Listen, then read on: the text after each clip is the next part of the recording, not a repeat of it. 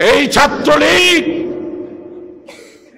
1997 সালে জাহাঙ্গীরনগর বিশ্ববিদ্যালয়ের দর্শনের সেঞ্চুরি উপাধি পেয়েছিল এই ছাত্রলীগ।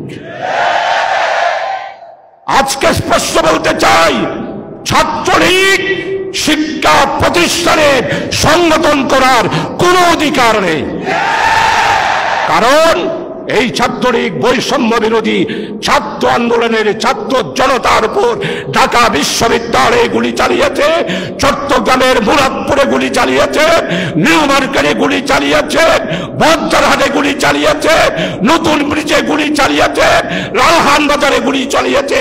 তাই বলতে চাই, চট্টগ্রামে ছাত্রলীগের স্থান হবে না। ছাত্রলীগ এইখানে সংগঠন করতে পারে।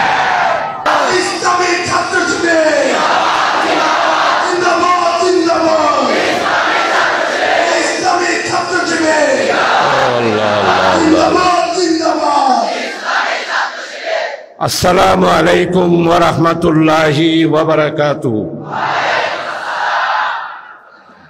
নাহমাদুহু ওয়া নুসাল্লি আলা রাসূলিহিল কারীম ওয়াসসালাতু ওয়াসসালামু আলা সাইয়্যিদিল আশরাফিল খাতামুন নবিয়্যিন ওয়া আলা আলিহি ওয়া আসহাবিহি ওয়া বারিক ওয়া সাল্লিম তাসলিমা।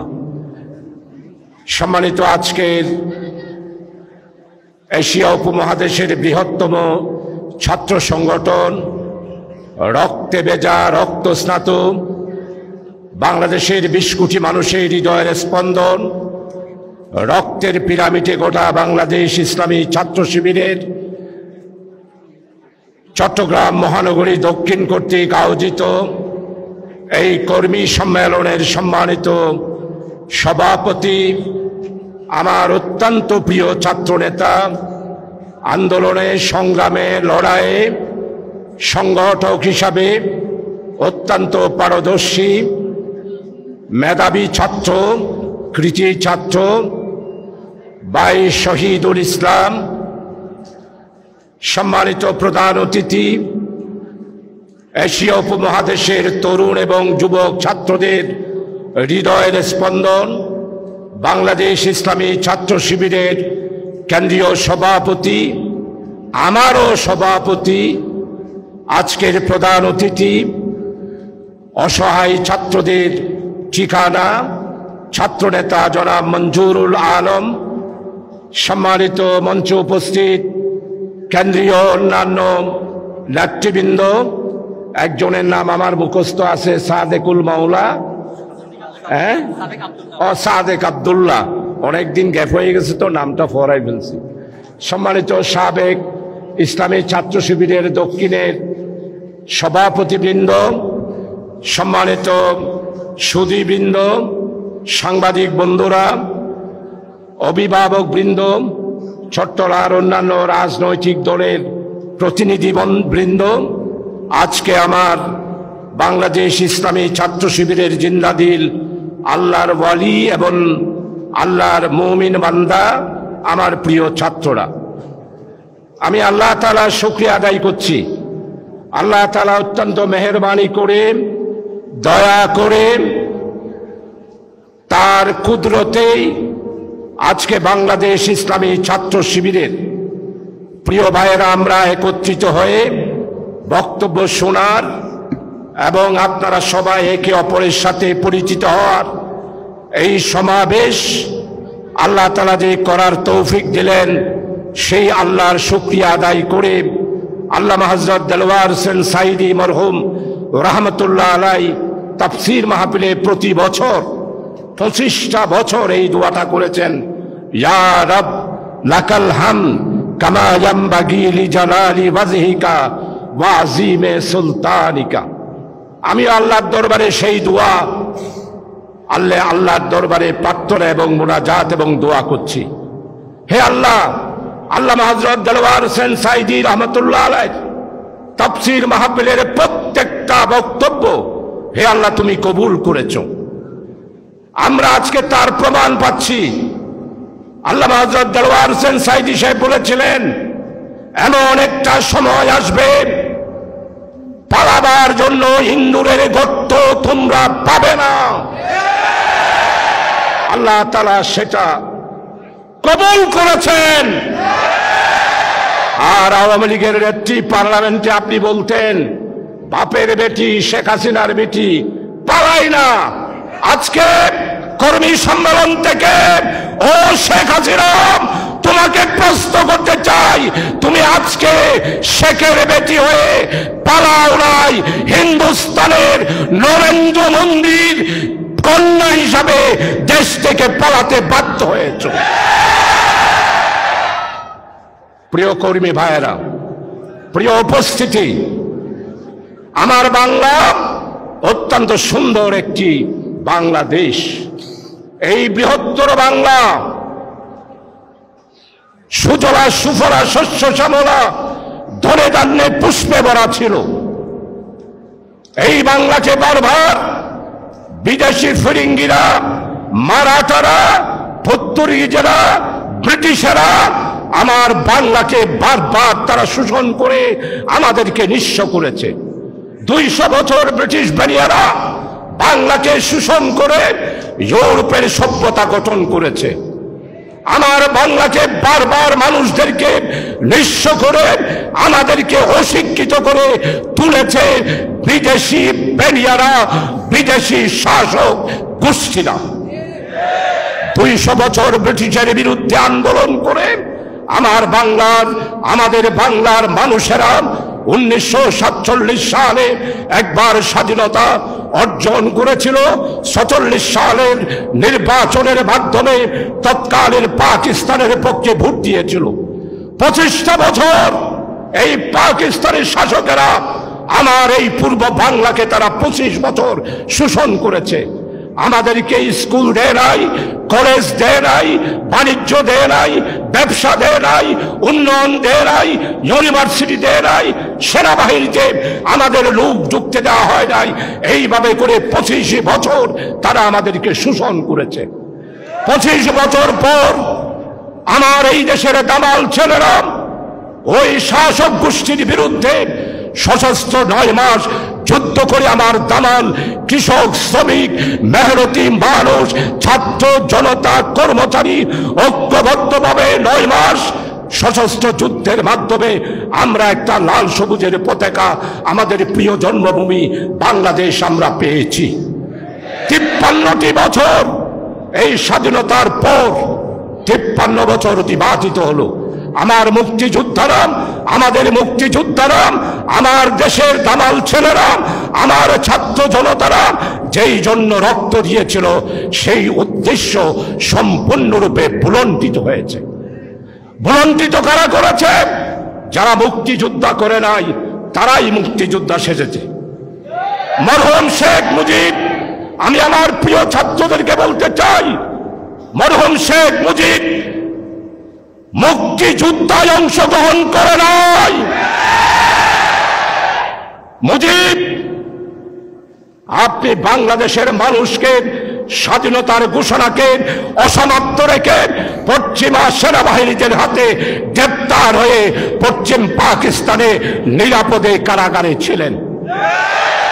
শেখ হাসিনা, আপনি 2500 টাকা করে বেতন নিয়ে পাকিস্তানি সেনাবাহিনীদের সহায়তায় আপনি মুক্তিযুদ্ধা তো করেন নাই, বরং আরাম আয়সে জীবন কাটিয়েছেন।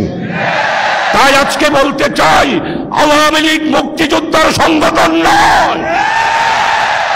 আওয়ামী লীগ হলো ফ্যাসিস্ট, আওয়ামী লীগ হলো গণতন্ত্র হত্যাকারী, আওয়ামী লীগ হলো বাংলাদেশের জনগণের দুশ্মনে পরিণত একটি সংগঠন। প্রিয় ভাইয়েরা, তাদের ছাত্র সংগঠন যার নাম ছাত্রলীগ,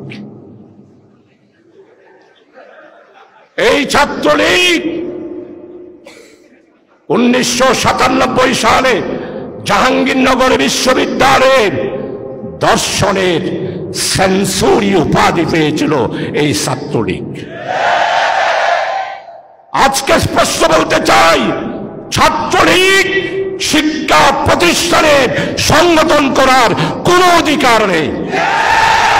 কারণ এই ছাত্রলীগ বৈষম্য বিরোধী ছাত্র আন্দোলনের ছাত্র জনতার উপর ঢাকা বিশ্ববিদ্যালয়ে গুলি চালিয়েছে, চট্টগ্রামের মুরাদপুরে গুলি চালিয়েছে, নিউ মার্কেটে গুলি চালিয়েছে, বজ্রহাটে গুলি চালিয়েছে, নতুন ব্রিজে গুলি চালিয়েছে, লালহান বাজারে গুলি চালিয়েছে।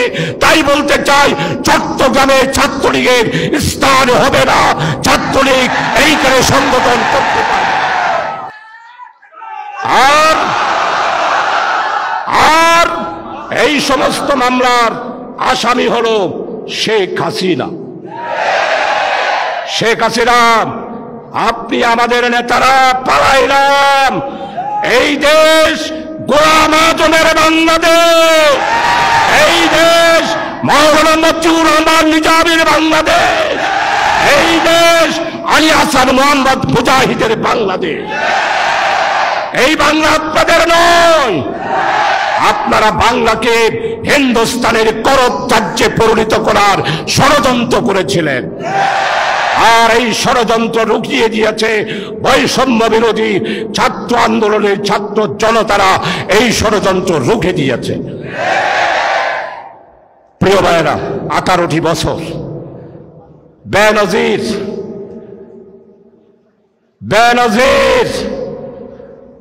পুলিশ প্রধান ছিলেন, র্যাবের প্রধান, দেইতে হন্ডলায় ফেট হতো, গাল হতো।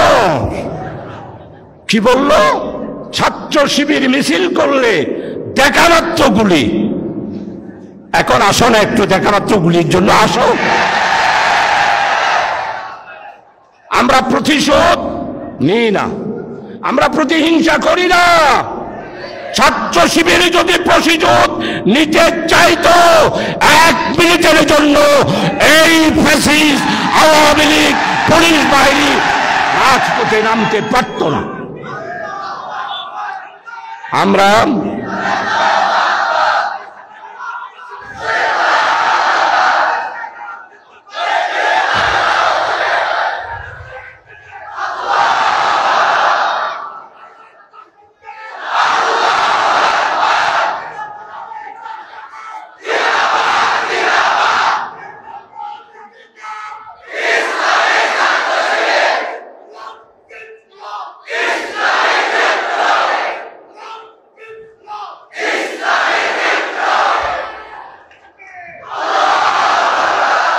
সম্মানিত প্রধান অতিথি, আমরা চট্টগ্রামেই পারবো ইনশাআল্লাহ ইসলামী বিপ্লব করতে। এই চট্টগ্রাম দিয়ে ইসলাম এসেছে, বিপ্লব আসবে চট্টগ্রাম দিয়ে ইনশাআল্লাহ।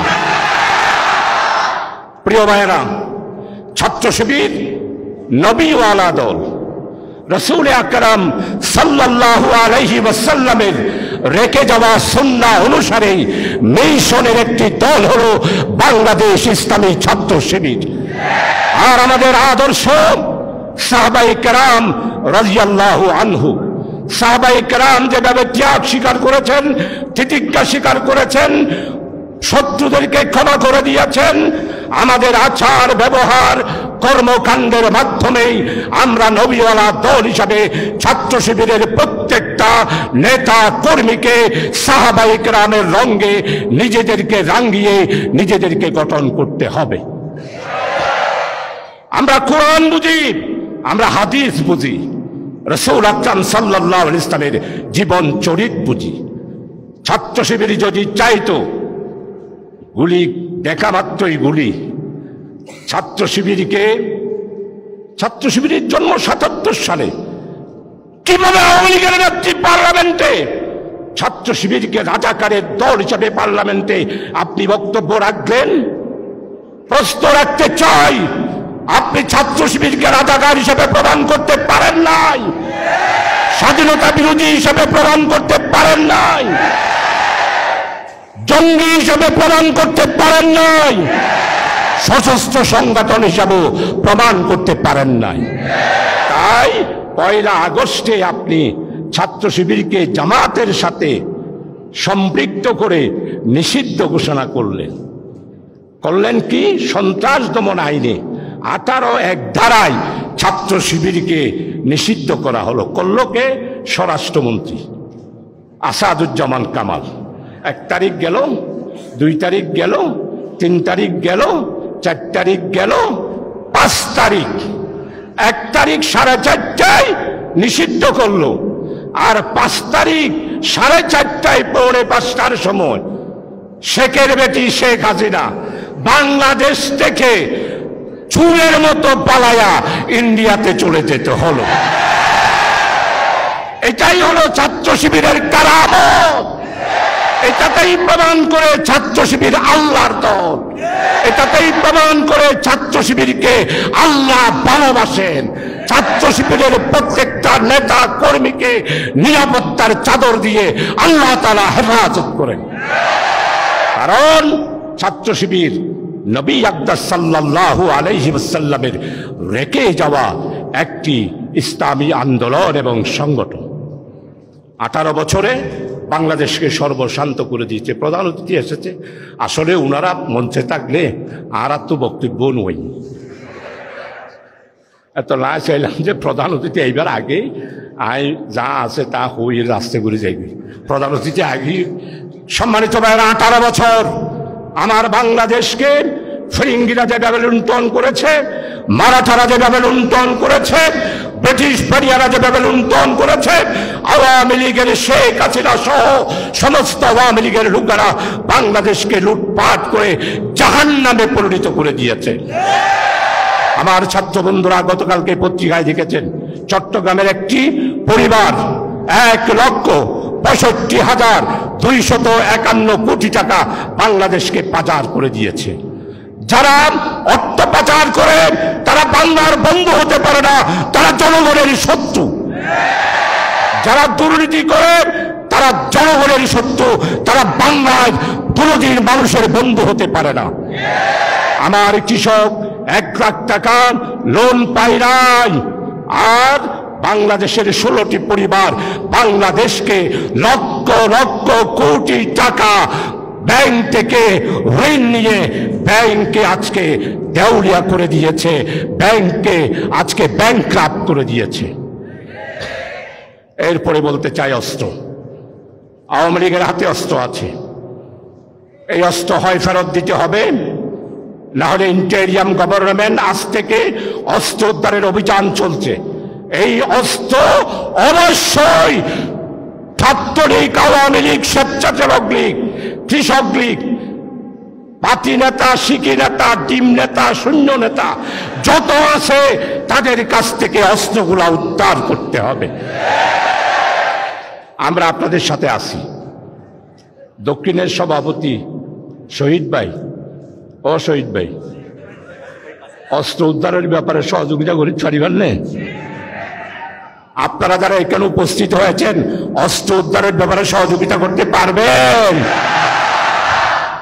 জামাত শিবির থাকবে আর আপনারা অস্ত্র লুকায়া রাখবেন, সেটা হবে না ইনশাআল্লাহ চট্টগ্রামে।